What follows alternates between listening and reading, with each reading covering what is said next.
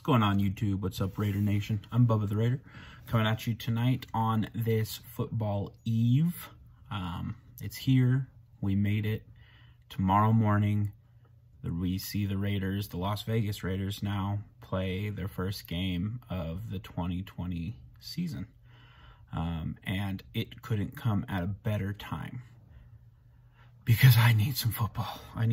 After watching the Chiefs win, I need some football. So I'm going to come and give you my thoughts. I was going to make this tomorrow morning, but I need a break, to be honest. I've been, I'm a teacher and I'm working, and I live in Central Oregon, and it's super smoky right now because of all the fires out west and north and south and everywhere in Oregon. So I'm decided to take a break, make this quick video real quick, and then get back to work because we start class on Monday. Crazy to believe we're not in person, but a lot of work to be done, and I just need to take a quick break, and I'm thinking about the game tomorrow. So I'm just going to talk to you about a couple things. I know I haven't been on a lot.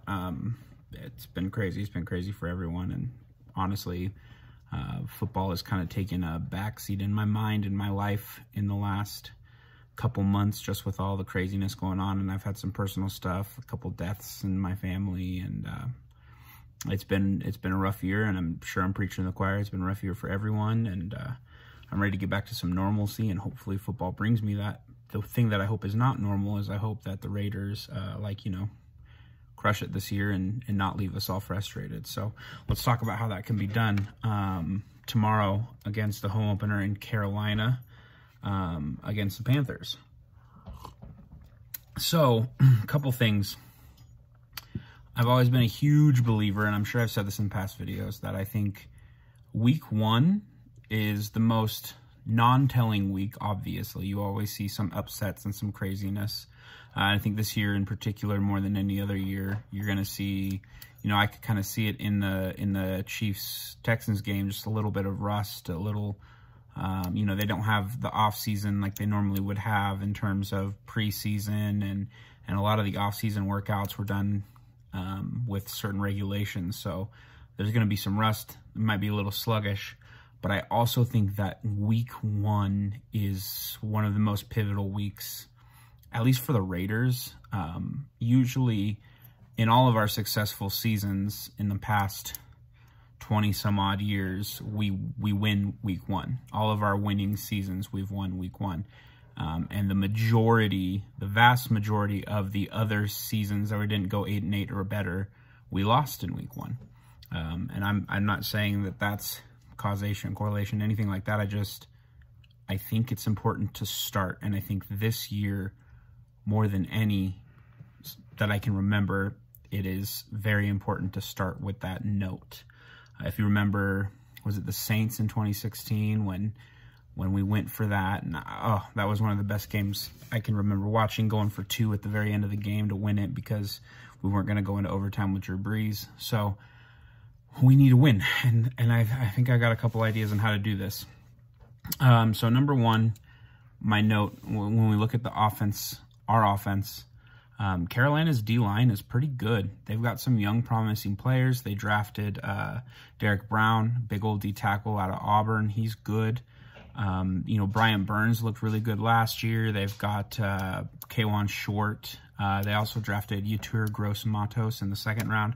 So their D-line is young and promising, and they have some good players. K'Wan Short's been one of the better players in the league. I know he's had a couple down years, but he's good. So we have to keep that in mind. Our offensive line is going to have its work cut out for it. At least in terms of protecting Derek Carr. But the linebacker spot for them is a weak point. They have Shaq Thompson, who's been inconsistent. I think I'm not going to pretend like I watch Carolina's games all the time. I don't, but Shaq Thompson is definitely their best linebacker. They lost Luke Kuechly, and a couple of years ago they lost Thomas Davis to the Chargers, and it's not that unit that it was when they went to the Super Bowl in 2015. So I think that is something we have to hone in on, that they have to hear Whitehead, who we know well enough, starting for them.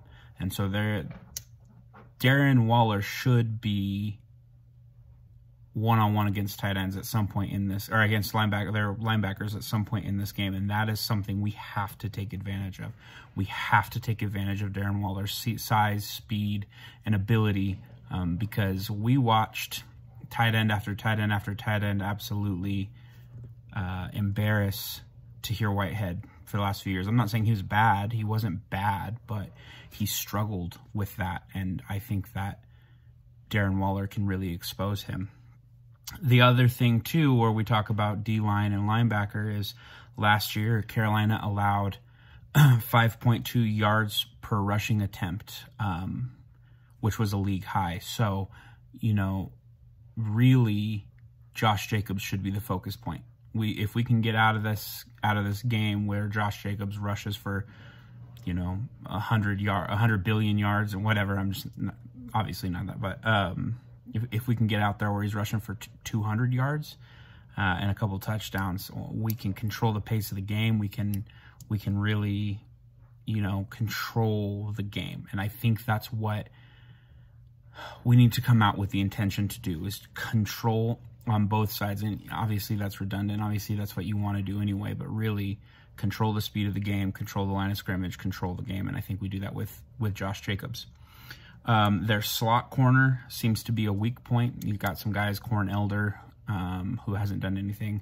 So I also think getting Hunter Renfrow some passes in the slot is going to be a big way to control the game. And I believe that their safety is also a weak spot. So I think that their corners are young and promising. We don't know what Troy Pride's going to look like. He looked like a good corner coming out of Notre Dame, I think. And Dante Jackson's he's an okay corner too. He's fast. So, you know, it might not be a lot of shots down the field. They might lock things down pretty well, especially given that we have on the outside 2 rookie receivers starting. But I don't think we need to make them. I want to watch Derek Carr throw, you know, 4 touchdowns of 60+ yards to Henry Ruggs, just like everyone else does. I want to see Bryan Edwards look like a first-round receiver too, but I don't think we have to go in needing to lean on that right away. I want to see them get involved, but I would love to see them get involved because we're firing on all cylinders and it's fun and everyone's open and everyone's eating, as opposed to we have to get them involved because we're scrambling. So I think that we'll have an opportunity. I think Henry Ruggs should have an opportunity or two to get deep, and the safety might be a weakness there that we can expose, but I don't think we need to come out looking for that to be the number one thing, as much as we want that to be the number one thing as fans. I know I do. I want to watch him go off. So that's really offense. Focus needs to be on Josh Jacobs. I firmly believe that. Okay, so then when we flip over to defense, there's a couple things. I think the focus, again, this is boring, but I really want to win in week 1. I think we need to play conservative football. I think that our focus, bend, don't break. You know, you're not going to shut Christian McCaffrey down. It's just not going to happen, especially with our young, inconsistent, you know, defense this will be their first time together. I think we've gotten a lot better on the defensive side. I think we have so much potential, and I think it could be a strength of our team moving forward, especially with guys like Corey Littleton, who can really help in ways that Tahir Whitehead couldn't. Guys like Nick Kwiatkowski, or I really like the addition of Raekwon McMillan. But there is so much big play potential on this Carolina offense that we need to keep everything in front of us. So when we look at the receiving core, you know, DJ Moore, he's their number one guy. He's fast. He's, you know, shifty. Then you also have Curtis Samuel, who last year wasn't that great, but he's another big play ability guy who could burn you, who can get you. And those are usually the guys who we give stuff up to. And then they added Robbie Anderson, who's another real big play guy. Inconsistent. I think inconsistent. I don't watch a ton of him, but, you know, they are all guys who can give up big plays. So we need to bend, don't break. We need to really keep them in front of us and try and control the game from there. And then it goes without saying, the focus of our defense, not giving big stuff up, goes to Christian McCaffrey, who is one of the most versatile big players in the league. We can't let him go crazy. We can't let him do what he does. So we need to control that. Conservative football, I think, is the way, again, coming out in this game in general, is the way we need to go. Their offensive line is okay. I know they weren't that great last year. They added Russell Okung, who used to be one of the better linemen in the league. He's older now. And then they lost Trey Turner, which is really beneficial. But they're okay. They've got some guys on that, young guys on that O-line that could be okay. It should match favorably with our young defensive ends. We should be able to get after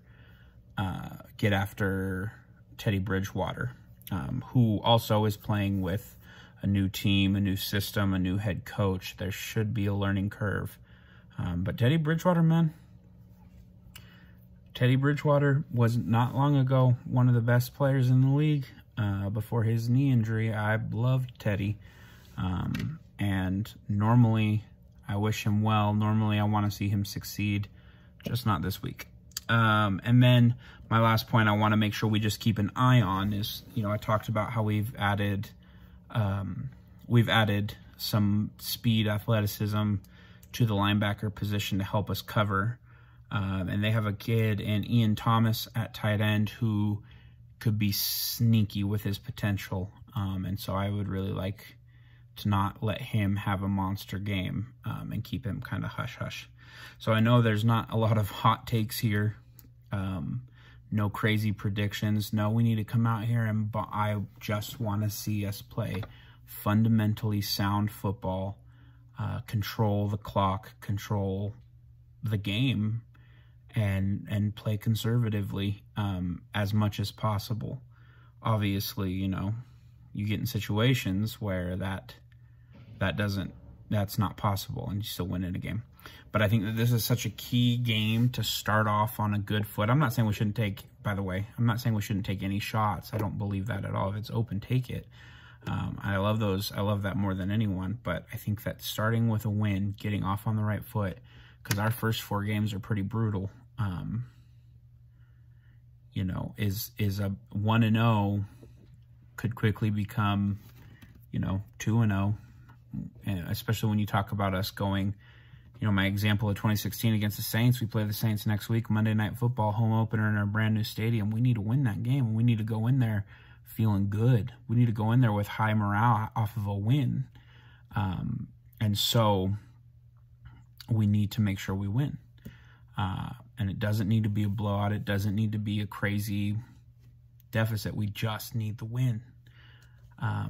Going into Vegas next week against the Saints, and then going to New England the week after, and then going to Kansas City the week after. Like 0-1 could quickly go to 0-4 in the blink of an eye. And so starting off with this win, because this will be should be the most attainable win going into it, with maybe the exception of, I don't know what New England's going to look like. I guess we'll find out tomorrow. But that's just my thoughts on the game. What I'd like to see Henry Ruggs get a touchdown, especially because I'm starting him in fantasy because of some injuries and stuff. But I would love to see him get involved and get a touchdown, and Bryan Edwards too. But I think Josh Jacobs needs to be the focus. I think he needs to eat tomorrow. Okay, well, let me know what you guys think. I will make a video with my reaction to the game. I know I kind of did a real blanket thing. I really am a little bit worried about Ian Thomas. I think Ian Thomas is a under the radar kind of guy that I'm watching. So let me know what you guys think. If you agree or disagree, go ahead and leave a comment. Subscribe if you haven't. And we're here. Just win, baby.